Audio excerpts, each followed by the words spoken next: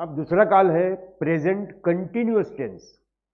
Present continuous tense continuous से पता चलता है जो अभी क्रिया चालू है। इसके पहले जो हमने फर्स्ट टेंस देखा वो सिंपल प्रेजेंट टेंस था।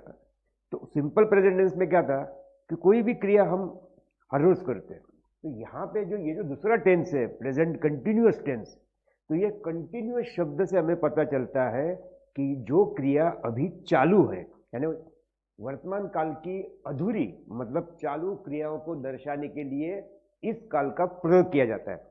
मतलब अभी आप समझिए कि कोई व्यक्ति अभी खा रहा है, कोई टीवी देख रहा है, कोई अपना काम कर रहा है, कोई महिला किचन में खाना पका रही है। तो ये इस प्रकार की जो क्रियाएं हैं जो अभी चालू है उसको दर्शाने के लिए इस काल का प्रयोग किया जाता है। अब ये कैसे पता चलता है कि हमें ये टेंस प्रेजेंट कंटिन्यूअस है?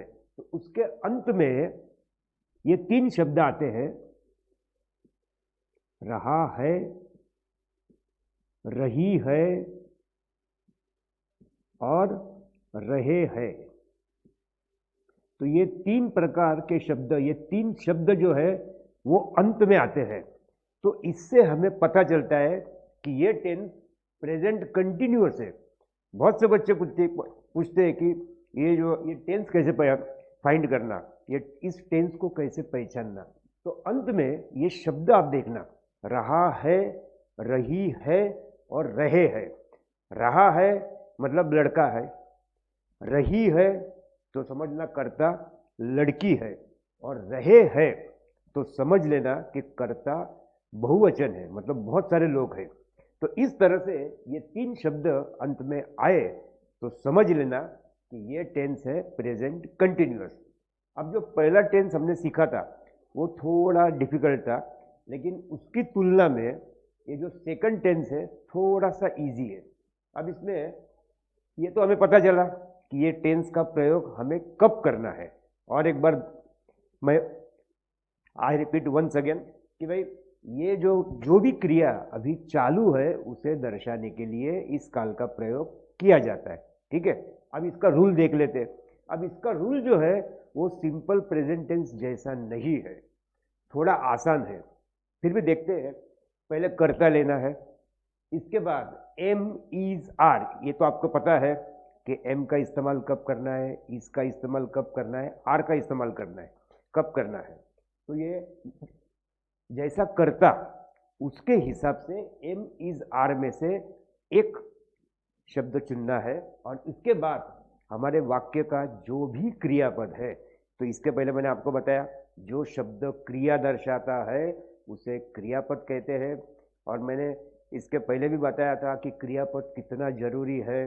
क्रियापद के तीन रूप होते हैं। पहला रूप होता है प्रेजेंट टेंस, दूसरा रूप होता है पास्ट टेंस यानी भूतकाल का, और तीसरा आप तुरंत कहेंगे फ्यूचर, तो गलत। तीन काल जरूर है, लेकिन जो भी क्रियापद है, जो भी वर्ब है, उसके तीन फॉर्म, पहला प्रेजेंट टेंस, दूसरा पास्ट टेंस, और तीसरा जो है पास्ट पार्टिसिपल, यानी जिसको हम शॉर्ट में पीपी कहेंगे, भूतकृदंत उसे हिंदी में कहते हैं। तो तीसरा रूप। तो हमें यहाँ पे जो भी क्रियापद होगा उसको हमें आईएनजी लगाना है। और एक बात ध्यान में रखना कि आईएनजी जो है वो क्रियापद के पहले रूप को, यानी प्रेजेंट टेंस वाले रूप को आईएनजी लगता है। भूतकाल और पीपी को आईएनजी कभी भी लगता नहीं है। तो ये हमें कर्ता प्लस एम इज आर में से एक रूप लेना है, और जो भी क्रियापद है उसे हमें आईएनजी लगाना है। अब देखिए, यही सेंटेंस मैंने सिंपल प्रेजेंट टेंस में भी लिया था, राम का खत लिखना। तो वहां पे हमने इसका अनुवाद क्या किया था, राम एक खत लिखता है। आप देखना पीछे, राम एक खत लिखता है। तो ये हमने सिंपल प्रेजेंट टेंस में इसका अनुवाद किया था। मतलब क्या कि हमेशा लिखता है। लेकिन यहां पे देखिए, राम एक खत लिख रहा है। देखिए, रहा है आया शब्द तीन में से, रहा है। तो ये रहा है शब्द पर से हमें इस टेंस का ज्ञान हुआ। मतलब क्या कि राम की खत लिखने की क्रिया जो है वो अभी चालू है।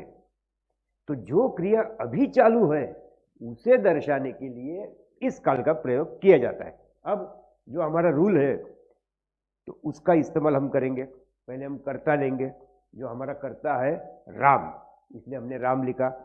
अब चूंकि राम तृतीय पुरुष एक वचन है, ही शी इट में से ही मतलब राम, तो लड़के के लिए सर्वनाम ही इस्तेमाल करते हैं, लड़की के लिए शी, और कोई वस्तु हो तो उसके लिए इट। तो ये राम जो है तृतीय पुरुष एक वचन है, इसलिए हमने एम इज आर में से इस का प्रयोग किया। फिर क्रियापद को हमें आईएनजी लगाना है। अब इस वाक्य में क्रियापद क्या है? लिखना, मतलब राइट।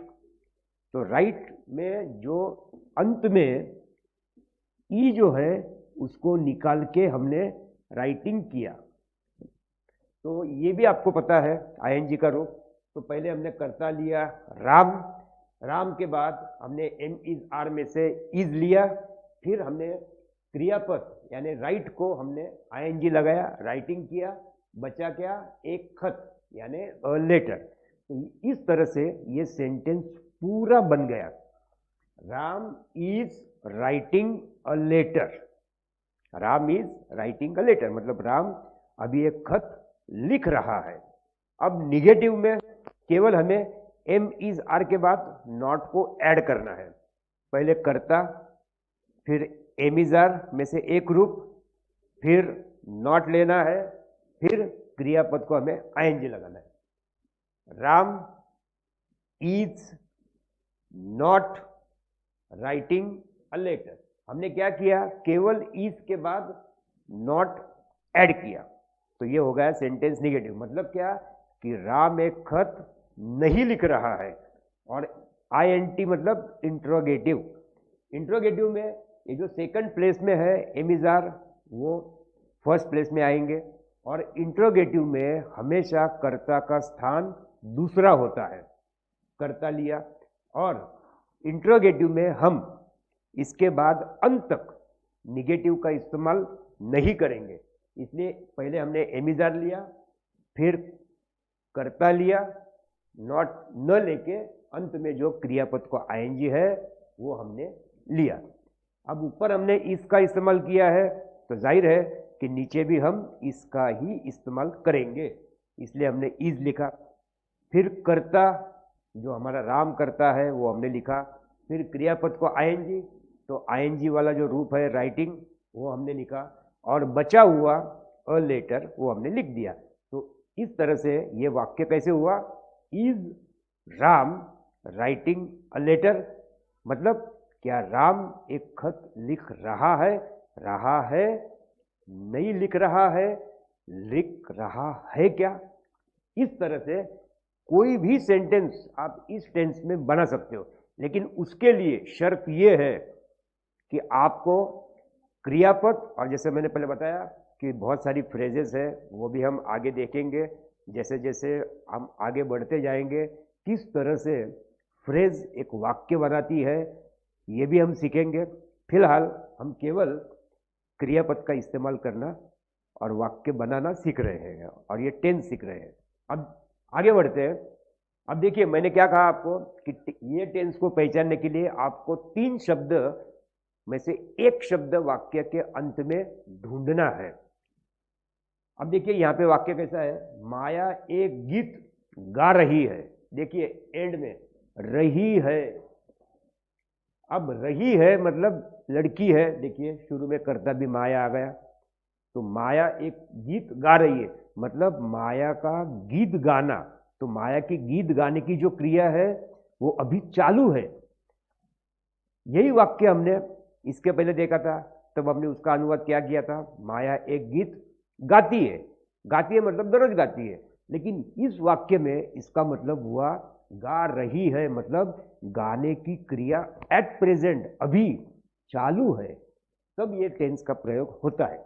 चलो देखिए अभी, अब यहाँ पे गीत गाना, उसके लिए वर्ब मतलब क्रियापद क्या है? सिंग। तो देखिए सिंग के 3 रूप देखिए, सिंग, सैंग, संग। हमें आईएनजी लगाना है। अभी मैंने कुछ देर पहले आपको बताया कि आईएनजी पहले रूप को लगता है, यानी सिंग को हम आईएनजी लगाएंगे, सिंगिंग। तो चलो वाक्य करते हैं। पहले कर्ता लेंगे, हमारा कर्ता है माया। अब माया के बाद एम इज आर में से क्या आएगा? माया चूंकि तृतीय पुरुष एक वचन है, ही शी इट में से शी है, एक हो तो इस का प्रयोग करना, ज्यादा हो तो आर का प्रयोग करना, और एम जो है वो केवल आय के बाद ही आता है। आय कर्ता जो होता है उसके बाद ही एम आता है। बाकी एक हो तो इज, ज्यादा हो तो आर। यहाँ पे माया तृतीय पुरुष एक वचन है, इसलिए एम इज आर में से इज का प्रयोग हम करेंगे, तो माया इज। अब हमें क्रियापद को आईएनजी लगाना है हमारे नियम के मुताबिक।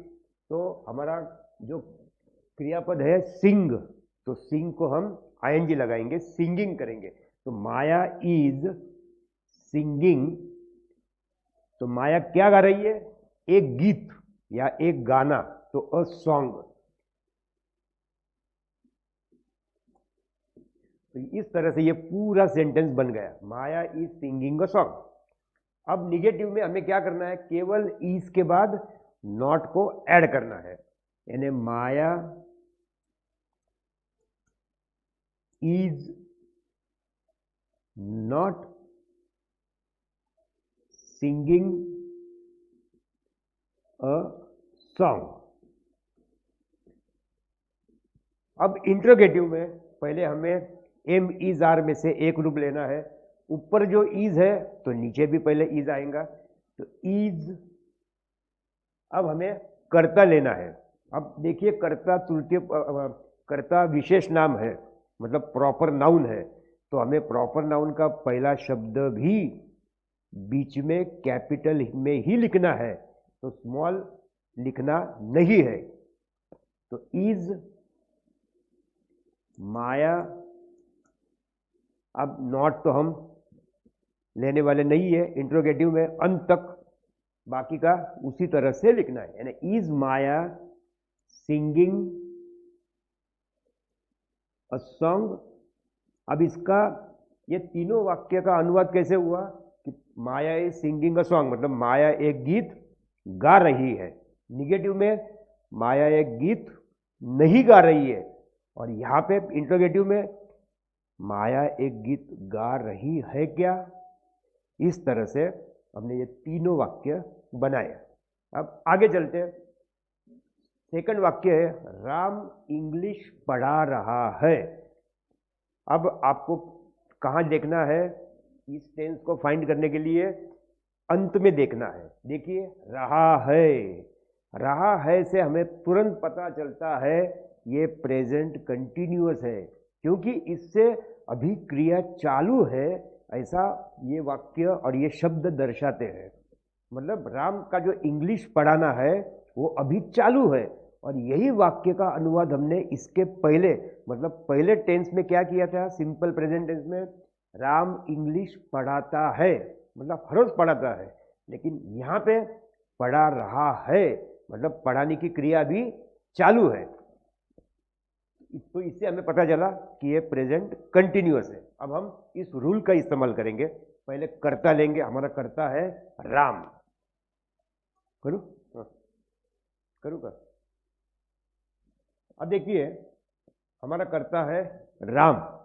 राम के बाद एम इज आर में से वापस राम कैसा है? ही शी इट, मतलब ही मतलब राम, मतलब तृतीय पुरुष एक वचन है, राम एक ही है। तृतीय पुरुष एक वचन है, मतलब राम एक ही है। तो राम एक ही है, तो एम इज आर में से क्या आएगा? इज, क्योंकि एम तो नहीं आएगा, एम केवल आई के बाद ही आता है। बचा इज और आर, तो इज और आर में से एक हो तो इज, और ज्यादा मतलब बहुवचन हो तो आर। राम एक ही है इसलिए इज। फिर हमें क्रियापद को आईएनजी लगाना है। अब इस वाक्य में हमारा क्रियापद क्या है? पढ़ाना। तो पढ़ाने के लिए क्रियापद क्या है, ये अगर आपको पता नहीं है तो इस नियम का ज्ञान होते हुए भी आप ये वाक्य को नहीं बना सकते। अब आप कैसे करेंगे? राम इज पढ़ाइंग, आप ऐसा कहेंगे राम इज पढ़ाइंग, नहीं, पढ़ाने के लिए इंग्लिश में टीच क्रियापद है, तो हमें टीच को आईएनजी लगाना पड़ेगा। तो Ram is teaching, Ram is teaching, Ram पढ़ा रहा है, क्या पढ़ा रहा है? इंग्लिश, तो हम लिखेंगे इंग्लिश। इंग्लिश का भी हम ई कैपिटल लिखेंगे क्योंकि ये विशेष नाम है, विशेष भाषा है। तो राम इज टीचिंग इंग्लिश, तो ये सेंटेंस पूरा हुआ। अब इसमें कोई संदेह नहीं होना चाहिए कि हमने ये सेंटेंस बनाया है, ये सही है या गलत है, नहीं। अगर आपको रूल पता है तो आप बहुत ही दृढ़ता से ये इस बात को कह सकते हैं कि नहीं, ये सेंटेंस सही है। अब निगेटिव में पहले कर्ता लेना है, कर्ता है हमारा राम, फिर एम इज आर में से ऊपर हमने इज लिया है तो नीचे भी हम इज का प्रयोग करेंगे। फिर हमें नॉट लेना है, राम इज नॉट, फिर हमें क्रियापद को आईएनजी टीचिंग इंग्लिश उसी तरह से हमें लिख देना है, यानी Ram is not teaching English.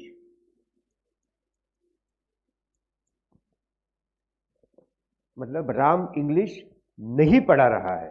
और इंटरोगेटिव में एमिजार में से जो भी फॉर्म हमने ऊपर लिया है वो नीचे आएगा, ऊपर हमने इज लिया है तो नीचे पहले इज का प्रयोग करना है, इज, फिर कर्ता लेना है, वापस हमारा कर्ता कैसा है? प्रॉपर नाउन है, विशेष नाम है, तो हमें बीच में भी उसका पहला शब्द यानी आर कैपिटल में ही लिखना है। तो इज राम, फिर नॉट का प्रयोग हम अंत तक इंट्रोगेटिव में नहीं करने वाले हैं, तो बचा क्या? Teaching English. तो इज राम टीचिंग इंग्लिश, और अंत में हमें प्रश्न चिन्ह लिखना नहीं भूलना है। तो अब इसका मतलब क्या हुआ? राम इंग्लिश पढ़ा रहा है, यस में, राम इंग्लिश नहीं पढ़ा रहा है निगेटिव में, और प्रश्न वाक्य यानी इंट्रोगेटिव में क्या राम इंग्लिश पढ़ा रहा है। तो इस तरह से ये तीनों सेंटेंस हमने किए। तो वापस एक बार अंत में रहा है, रही है और रहे हैं, ये तीन में से एक शब्द आया तो समझ लेना कि ये टेंस प्रेजेंट कंटिन्यूअस टेंस है। अब आगे जाते हैं, तीसरा सेंटेंस देखते हैं। राधा मुझे डांट रही है। कल जैसे मैंने आपको बताया कि प्रेजेंट कंटिन्यूअस के अंत में रहा है, रही है, रहे हैं, इस तरह से आता है, तो इससे हमें टेंस का ज्ञान होता है। तो देखिए यहाँ पे राधा मुझे डांट रही है, मतलब डांटने का काम अभी चालू है। तो इससे हमें पता चलता है कि ये प्रेजेंट कंटिन्यूअस यानी अपूर्ण वर्तमान काल है। तो अपूर्ण वर्तमान काल का रूल तो आप सबको पता है, पहले कर्ता प्लस एम इज आर में से एक योग्य रूप और फिर क्रियापद को यानी वर्ब को आईएनजी प्रत्यय। तो वही रूल का इस्तेमाल अब हम यहाँ करेंगे। पहले देखते हैं कर्ता क्या है, राधा। तो चलो लिखते हैं राधा।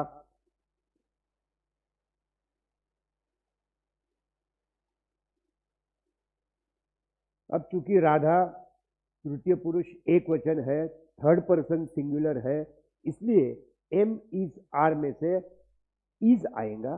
तो राधा इज, फिर हमें वर्ब को यानी क्रियापद को हमें आईएनजी लगाना है। कल मैंने आपको बताया था कि अगर डांटने को इंग्लिश में क्या कहते हैं, अगर ये वर्ब, ये क्रियापद अगर हमें पता नहीं है तो हम ये वाक्य को नहीं बना सकते। इसलिए क्रियापद का जान लेना, क्रियापद मालूम होना बहुत जरूरी है। और मैंने कल आपको फ्रेज के बारे में ही बताया था, तो फ्रेज के बारे में भी आप उस दिशा में हम काम करेंगे भविष्य में। तो अब यहाँ देखते हैं कि पहले कर्ता लिया राधा हमारे नियम के हिसाब से, इसके बाद एम इज आर में से हमने इज लिया। अब इसके बाद जो वर्ब है यानी स्कोल्ड, टू स्कोल्ड मतलब किसी को डांटना, अब उस क्रियापद को हमें आईएनजी लगाना है, तो स्कोल्डिंग,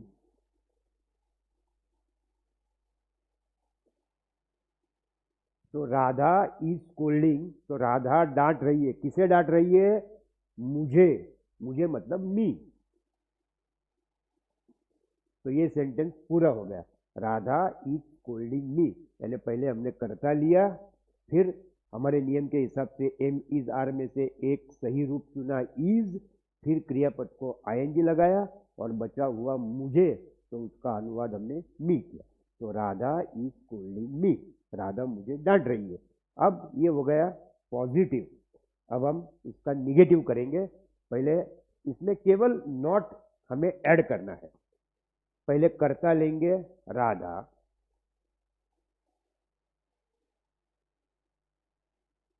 इसके बाद एम इज आर में से जो इज लिया है वही हम नीचे लेंगे। इसके बाद हम इसमें नॉट ऐड करेंगे और फिर बचा हुआ पूरा वैसे का वैसा हम आगे लिख देंगे, यानी स्कोल्डिंग मी।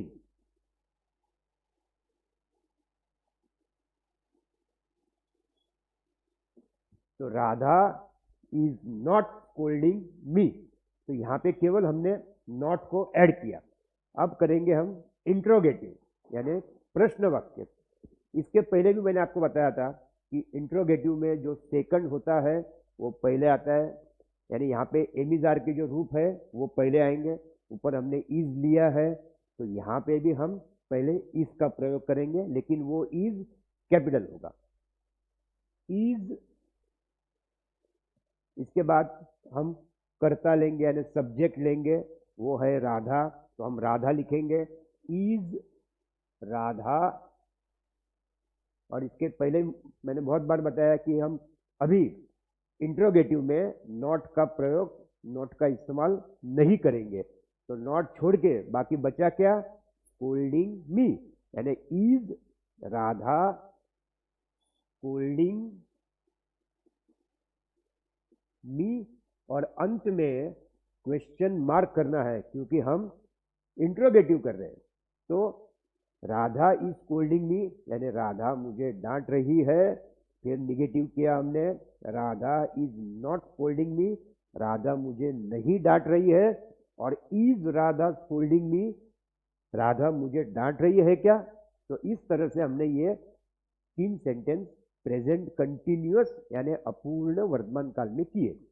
अब आगे बढ़ते हैं, जो जिस वाक्य में हम फ्रेज का इस्तेमाल करेंगे। तो मैंने कल बताया था आपको कि एक फ्रेज किस तरह से पूरा वाक्य बनाती है, इसलिए फ्रेज भी हम जान लेंगे बाद में।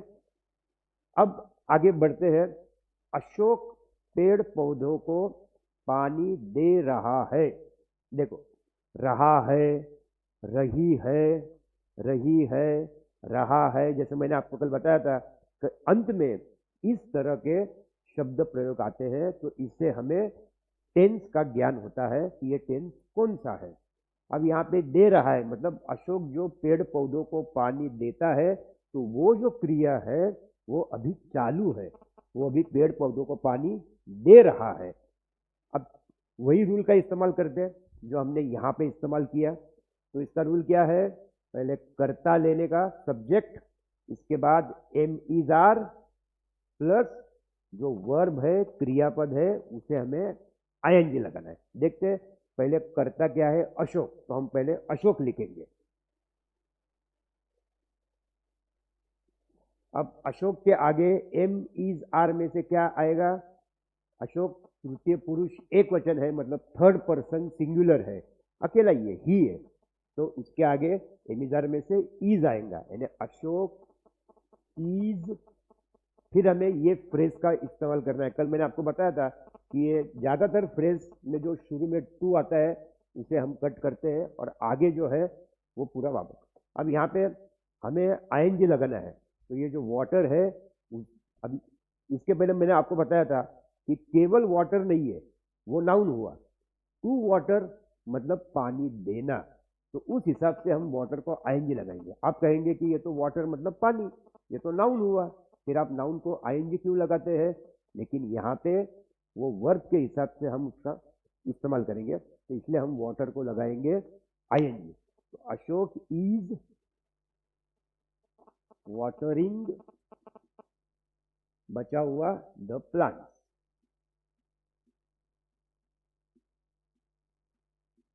देखिए कैसे चमत्कार हुआ, एक फ्रेज ने कितनी जल्दी से ये पूरा सेंटेंस बना दिया।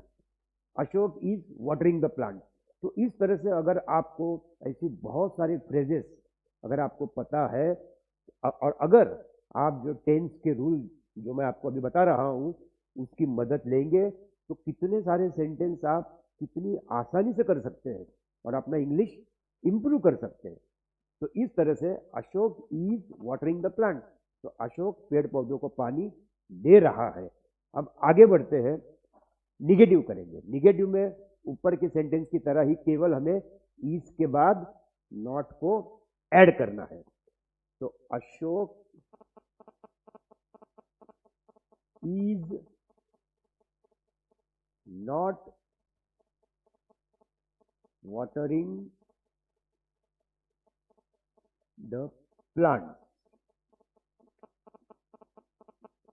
केवल हमने ऊपर के ही सेंटेंस में नॉट ऐड किया। अब हम इंट्रोगेटिव करेंगे, यानी प्रश्नार्थी वाक्य करेंगे। उसमें पहले जो सेकंड स्थान पे जो है एमिजार, वो पहले आएगा इज। इसके बाद हमें कर्ता लेना है, जो हमारा कर्ता है अशोक। अभी अशोक जो है प्रॉपर नाउन है, विशेष नाम है, इसलिए बीच में भी उसका पहला वर्ड कैपिटल ही आएगा। इज अशोक, नॉट हम अब लेंगे नहीं, और बचा हुआ जो है वो पूरा वैसे का वैसा हम आगे लिख देंगे, वाटरिंग द प्लांट।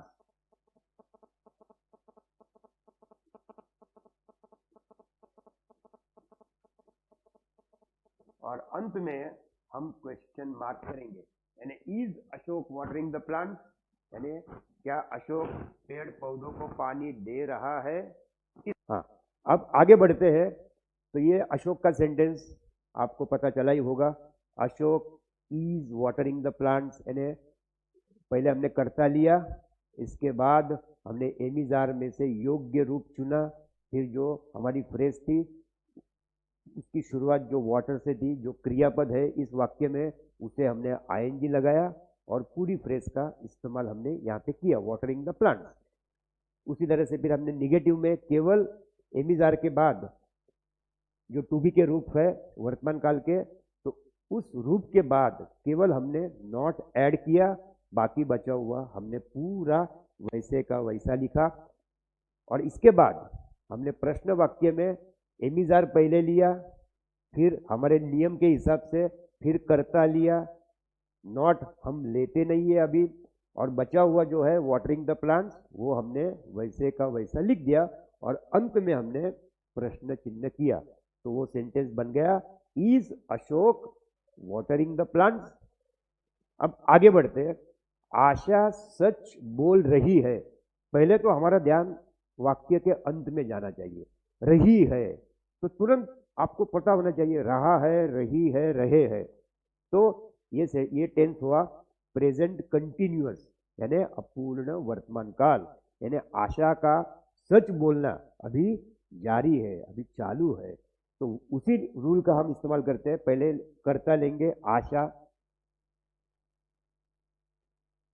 आशा तृतीय पुरुष एक वचन है, थर्ड पर्सन सिंगुलर है, इसलिए आशा के आगे एम इज आर में से हमारे रूल के हिसाब से एक ही आशा, थर्ड पर्सन सिंगुलर है, इसलिए इज का प्रयोग होगा, यानी आशा इज। अब वापस ऊपर के वाक्य की तरह ही नीचे के वाक्य में भी हम एक फ्रेज का इस्तेमाल करेंगे। सच बोलने के लिए एक फ्रेज कल हमने देखी थी, टू टेल द ट्रूथ, ये टू को हम कट करेंगे, और आगे जो टेल ये वर्ब है उसे हम आईएनजी लगाकर आगे का पूरा वैसे का वैसा हम लिख देंगे। तो आशा इज टेलिंग द ट्रूथ।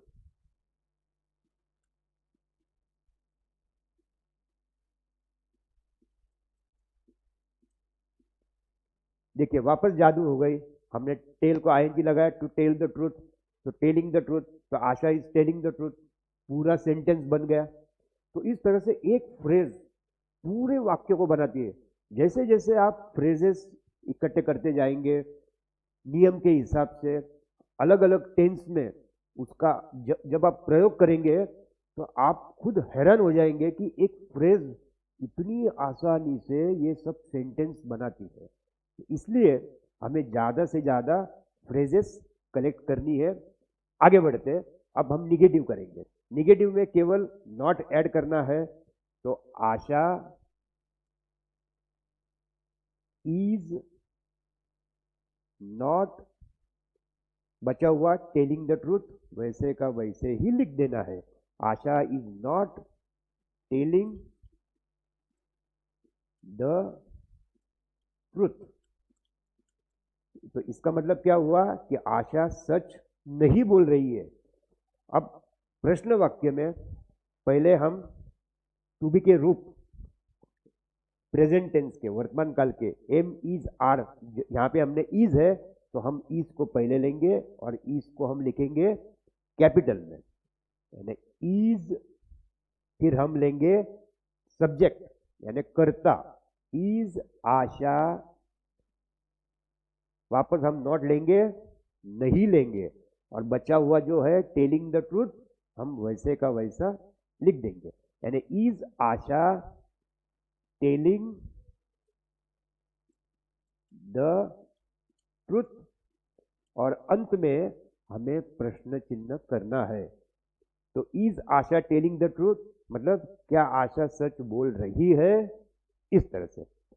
और अंतिम वाक्य है तू एक चित्र निकाल रहा है। आपका ध्यान कौन से शब्द पर जाना चाहिए?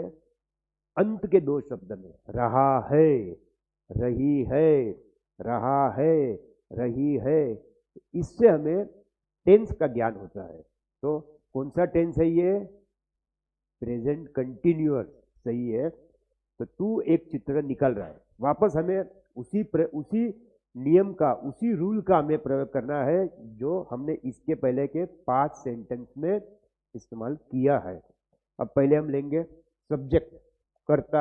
अब यहाँ पे कर्ता क्या है? तू, तू यानी यू, हम यू लिखेंगे पहले, यू। अब एम इज आर में से एक हमें चुनना है, तो यू के आगे क्या आएगा? यू आर, तो यू आर।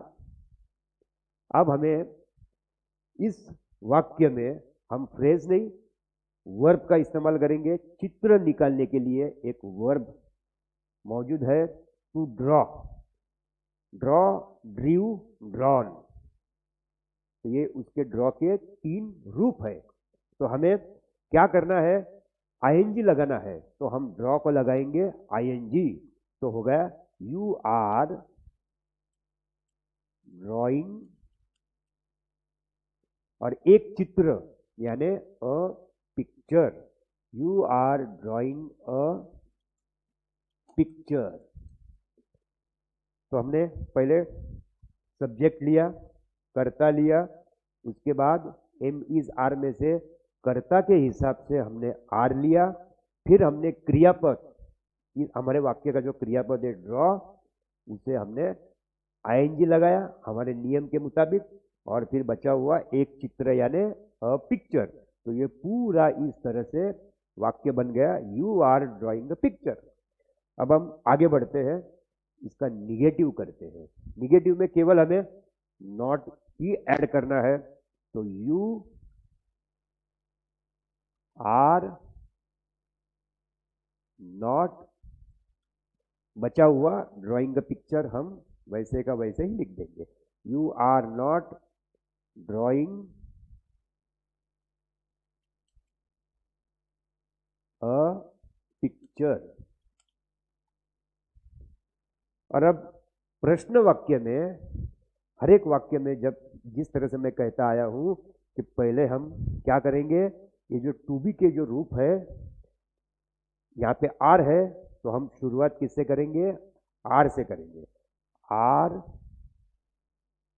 फिर हम कर्ता लेंगे यानी सब्जेक्ट लेंगे, अब ये विशेष नाम नहीं है, इसलिए बीच में उसको कैपिटल अशोक की तरह या आशा की तरह नहीं लिखना है, हमें स्मॉल लिखना है। यानी यू जो है वो हम स्मॉल में लिखेंगे, आर यू। अब नॉट हमें लिखना नहीं है, यानी आर यू बचा हुआ जो है वो पूरा लिख के अंत में हम प्रश्न चिन्ह करेंगे। यानी are you drawing a picture, प्रश्न चिन्ह करना है। Are you drawing a picture मतलब क्या तो एक चित्र निकाल रहा है। तो इस तरह से हमने ये प्रेजेंट कंटिन्यूस देखा। अब तक तो हमने केवल 6 सेंटेंस देखे हैं एग्जाम्पल के तौर पे, लेकिन जब ये पूरे सब टेंस हो जाएंगे 11 के 11, तो पहले तो हम 9 टेंस देखेंगे, फिर बचे हुए 2 टेंस देखेंगे जो बहुत ही थोड़े डिफिकल्ट है, थोड़े समझने में कठिन है, वो हम सबसे अंत में देखेंगे। तो पहले हम प्रेजेंट टेंस के 3, पास्ट टेंस के 3 और फ्यूचर टेंस के 3 ऐसे देखेंगे, और फिर जो प्रेजेंट टेंस का एक और पास्ट टेंस का एक जो टेंस है वो हम सबसे अंत में देखेंगे। बाद में हम बहुत सारे सेंटेंस मैं आपको एग्जाम्पल आपकी एक्सरसाइज के लिए दूंगा, आप उसी एग्जाम्पल को सॉल्व कीजिएगा और फिर बाद में हम डिस्कस करेंगे, ठीक है।